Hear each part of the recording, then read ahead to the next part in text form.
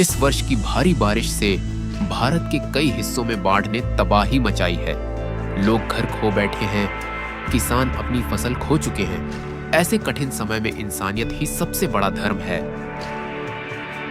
State bank pensioners association Pune आगे आया है। सदस्य स्वेच्छा से अपनी मदद दान कर रहे हैं।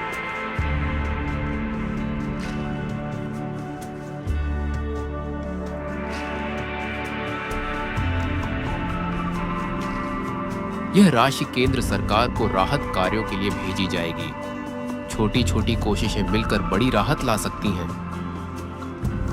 आइए मिलकर मदद करें। इंसानियत सबसे बड़ी ताकत है।